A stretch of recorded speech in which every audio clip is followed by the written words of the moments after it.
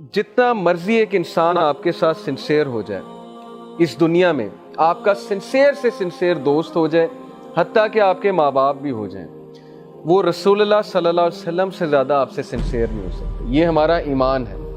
اللہ اور اس کے رسول جتنے ہمارے ساتھ سنسیئر ہیں اور وہ باتیں بتا گئے ہیں، وہ فارمولہ دے گئے ہیں زندگی کا کہ ہم ساری عمر بھی سجدے میں پڑے رہیں تو ہم شکر نہیں ادا کر سکتے۔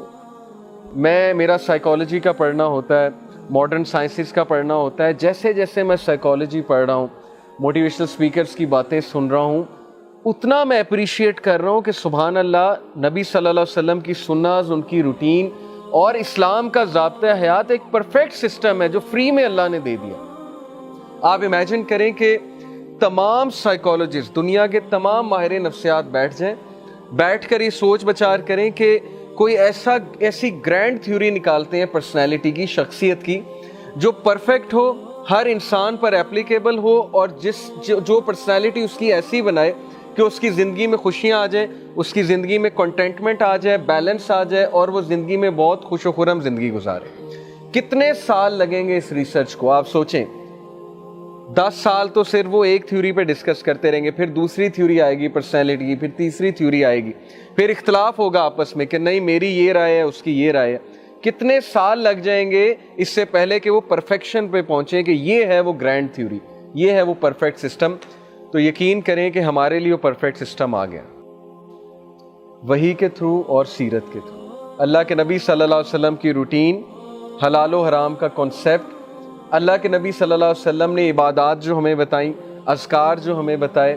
سونے کا طریقہ جو ہمیں بتایا، ایوری تھنگ، سارا لائف سٹائل اگر ملایا جائے تو یہ ہے وہ گرینڈ تھیوری آف پرسنالٹی جو انسان کی شخصیت کچھ اس طرح سے بناتی ہے کہ انسان ہنس کر زندگی کی مشکلات کا بھی مقابلہ کرتا ہے، اور اللہ اسے دنیا اور آخرت دونوں میں بہت اچھا دیتا ہے۔ یہ اللہ کا وعدہ ہے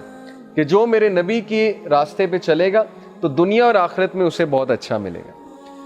تو نبی صلی اللہ علیہ وسلم کا کنسرن جو تھا ہمارے ساتھ، میں اس کے بارے میں آپ کو ایک حدیث سناتا ہوں، صحیح البخاری کی حدیث number 6487۔ My example and the example of the people is that of a man who made a fire۔ میری مثال اور لوگوں کی مثال ایسی سی ہے کہ جیسے ایک شخص ہے، اس نے ایک آگ جلائی، and when it lighted what was around it, moths and other insects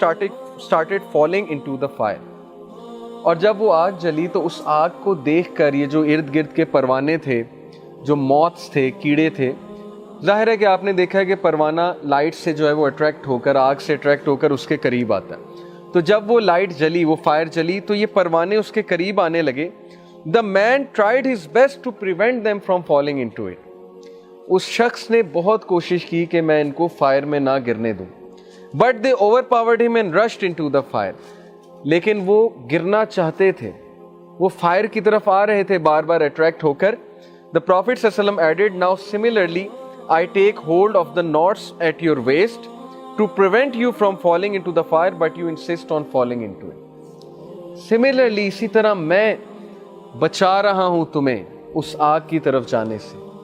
میں تمہارے لیے وہ سسٹم لے کر آیا ہوں کہ اس پہ عمل کر کے تم بچ جاؤ، اس جگہ سے، اس تباہی سے بچ جاؤ، لیکن اس کے باوجود تم لوگ جا رہے ہو، تم لوگ میری بات نہیں سن رہے۔ یہ ہمارے سے مخاطب ہے رسول اللہ صلی اللہ علیہ وسلم، اپنے امتیوں سے، صحابہ سب سے مخاطب ہیں کہ میں تمہارے لیے بیسٹ نظام حیات لے کر آیا، لیکن تم نے میرا نظام حیات چھوڑ کے دوسروں کا نظام حیات پسند کیا۔ میں نے تمہیں بیسٹ روٹین بتائی، میری سنت بیسٹ ہیں،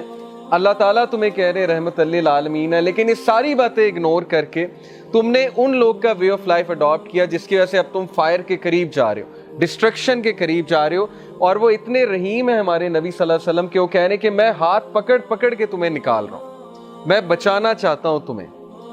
اور آج نبی صلی اللہ علیہ وسلم کی سیرت اسی لیے ہے کہ ہم اسے پڑھیں اور ہم بچ جائیں، ان کی سنت اسی لیے ہے کہ ہم انہیں پڑھیں اور ہم بچ جائیں، ان کی احادیث اسی لیے ہیں۔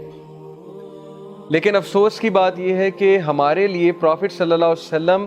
ایون دو ہم ان سے محبت کرتے ہیں، ہم کہتے ہیں ہم ان سے بہت پیار کرتے ہیں، لیکن جب پریکٹس کی باری آتی ہے، جب سنت پریکٹس کرنے کی باری آتی ہے، جب رسول اللہ کا وے آف لائف لینے کی بات آتی ہے، حدیث پہ عمل کرنے کی بات آتی ہے، تو تب پتہ نہیں ہمیں کیا ہوتا ہے، ہم اپنی خواہشات کو فالو کرتے ہیں اور نبی صلی اللہ علیہ وسلم کی حدیث کو ہم سائڈ پہ کر دیں. تو یہ تو کوئی محبت نہ ہو.